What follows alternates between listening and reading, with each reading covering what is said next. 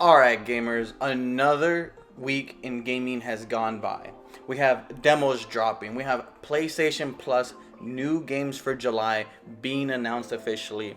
And the whole FTC battle with Microsoft and Sony is coming to a head, and tons of information has been revealed. All of that and more in this video. Let's go over some of the highlights of this week. Do me a favor, you guys, like this video if you guys enjoy this video, dislike it if you don't. It is what it is. Please consider subscribing, as it does help me out tons. We do this every Friday where we just go over the news, the highlights that happened this week. I keep you up to date, that way you guys don't have to worry about it. First things first, the Pikmin 4 demo is finally out. It's finally playable. This is an interesting one. Going into Pikmin 4, I was a little bit hyped just based off the art style alone. Then I remember that I'm not a Pikmin fan. I don't really like Pikmin games. I played the original back on GameCube. It wasn't really for me. I decided to hop into this demo, and maybe this demo was going to change my mind. It didn't. It's definitely a lot more Pikmin. It's definitely a lot more of what you come to expect from the franchise.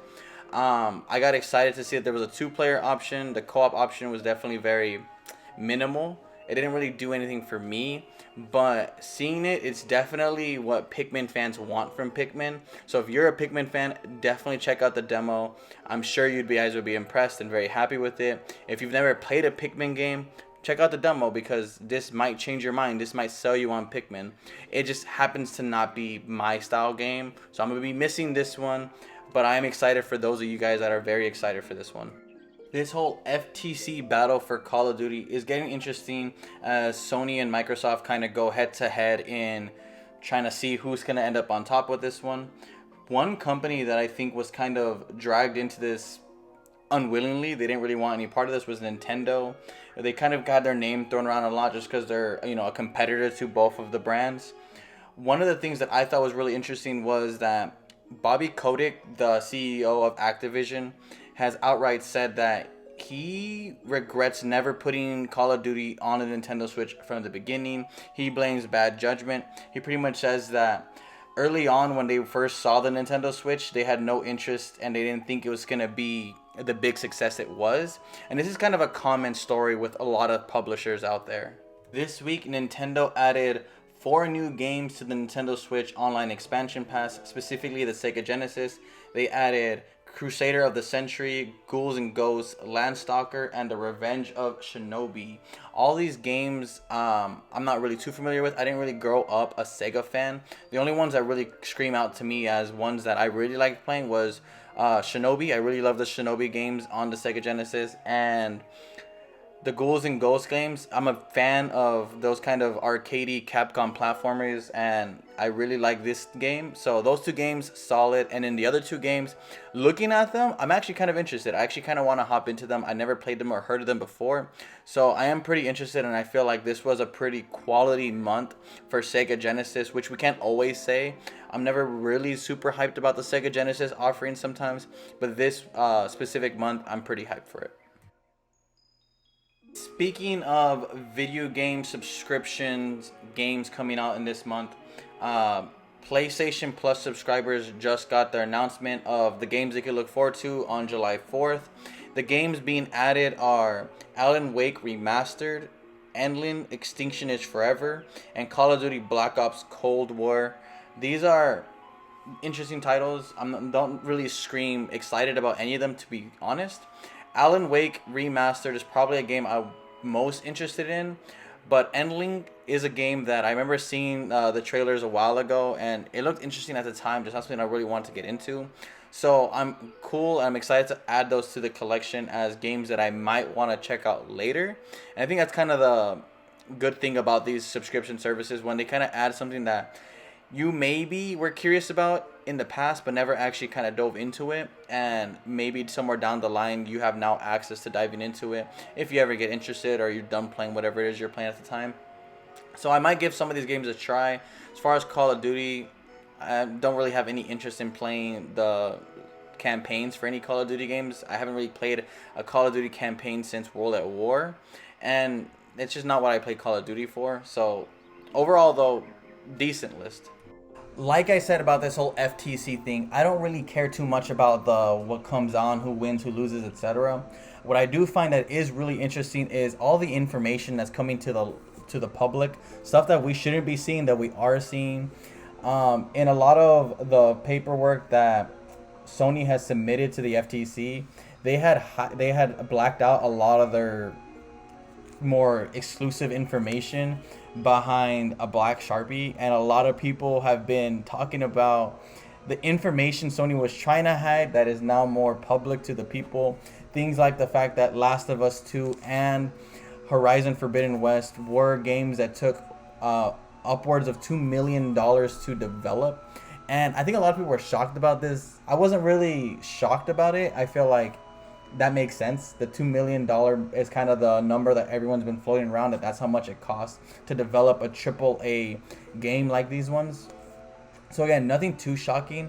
For me, it's just shocking the fact that they allowed this to happen, that they were really careless and they kind of didn't take extra precautions. I feel like Sony's a big enough company where they could have done a lot more things to better hide and conceal their information. But I guess if the information isn't too damning, what's the purpose of being too protective over it? It's just kind of funny, and it just looks a little silly on their part. This whole FTC battle again rages on, and they just say the most outlandish, craziest stuff. I think Jim Ryan, the CEO of PlayStation, said he said he talked to all publishers and they unanimously do not like Game Pass because it's value destructive. And I feel like one company shouldn't be allowed to speak unanimously for all publishers out there in the world, whether they be indie, AAA, AA, whatever. There's definitely tons of publishers that really like Game Pass. You can tell by how cozied up they are. Things like Sega, who gives them all Like a Dragon games, who's giving them like tons of Sony games, who's giving them marketing to Metaphor and Persona 3. They definitely really like Game Pass. They definitely really like Microsoft, and they're not the only company. Tons of companies have spoke out against in approval of Game Pass and Xbox. Maybe not all companies. Obviously, things like Square Enix don't really mess with Xbox too much. But overall, I just think Jim Ryan really shouldn't be speaking on behalf of all publishers in this space. On better news, Square Enix has revealed on their socials, on their website, that Final Fantasy 16 on its first week of sales sold 3 million units, making it the highest selling third-party PlayStation exclusive game on the PS5 so far, which kind of is a good sign. I think a lot of people are taking the narrative is Final Fantasy 16 is done worse than all the other Final Fantasy games on week one. A lot of people are using the narrative that Final Fantasy games on decline, and I think this is a true narrative. I think even Square Enix has said that Final Fantasy has been on a decline. And yes, this has sold less than most of the games in the past. You got to do understand that the PlayStation 5 market is a lot smaller right now than comparative to the PlayStation 4 and Xbox One together. Same thing with tons of other games that have built-in hype. Final Fantasy 16 is fighting an upwards battle. It's fighting a battle of the fact that a lot of people were felt burned by things like Final Fantasy 13 and Final Fantasy 15. It's fighting an upwards battle in the fact that it's a completely different game than all the other Final Fantasies, pretty much. So they really have to rely on a new market to kind of accept the 16th installment in a legacy game. So people who already have a preconceived notion of what Final Fantasy are going to be a little bit either more convinced to buy this game or a little more swayed to not really pick it up yet. Overall, I think the game is released with an 88 Metacritic score, and it's doing well as far as what Square Enix seems to be happy with. So I do think there's a bright future for this game a long time down the road with the PlayStation 5. Valve has took a stance on AI generated art, and I support their stance. What's really coming to light is these developers that are making games on Steam and trying to get them published. Some of them are utilizing AI art to kind of make it cheaper on their part, I guess. And Steam is cracking down, saying that unless you can prove that that AI art is solely and completely yours and you have complete ownership over it, then you can't publish your game until that art resembles something that is specifically your own and not stolen from somebody else. So I do applaud their kind of stance on this. I think AI is something that's newer. It's something that not all of us understand completely sometimes, and as far as like how legalities around it should work. So I think it's safe to say that currently right now, until we have more legal standing on what's stolen, what's not stolen in the AI space, I think it's best to make sure that we protect the original creators of these artworks. And I just and overall agree with their stance on this. When we all thought that Summer Game Fest was over, Bandai Namco said, wait, we got one more showcase in us. They announced their showcase coming July 1st, and I think a lot of people are writing off Bandai Namco as just the anime developer. They make anime games from like Naruto, Dragon Ball Z, etc. And I think a lot of people like to forget that they have things like Tekken 8. They're publishing games like Armored Core. Not to say that all those big games that they kind of publish and develop are going to be in this showcase. I'm excited though just to see what kind of comes out of it. Overall, I do really like Bandai Namco as a publisher. They make a lot of games that I like to play. So I'm really excited to see what they bring to us. They usually bring and develop and publish a lot of AA games as well as a lot of AAA games. So I do think they have a variety of things to show us. They have games in development like the Naruto game, Dragon Ball Z Tenkaichi 4. They have Tekken 8. They're publishing Armored Core. They have Sandland. They have a lot of games in the works, and I'm really excited just to see kind of what they decide to show us in this showcase. Last year we got introduced to this horror game called Scorn. It came out with mixed reviews, and it came only to Xbox and PC. Well, now it's finally announced that it is coming to PlayStation 5 later this year. I am not at all interested in this, to be honest. I'm just happy to see games coming to multi-platforms. I think that's kind of good for the industry when these developers can kind of put their games on multiple platforms. And especially some of these smaller games that release specifically just to one console and then have another release later. I think it kind of drums up a second hype for it. So hopefully Scorn does well on the PlayStation 5.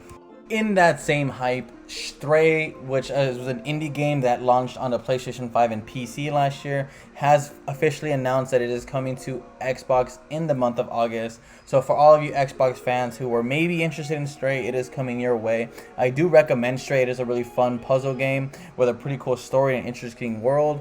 Overall, I had a blast playing this, and I think it was in the nomination for Game of the Year last year. So the fact that the indie game was able to stack up with games like God of War, Ragnarok, Elden Ring, and Horizon, fantastic. But yeah, overall, that's all the stuff that happened this week.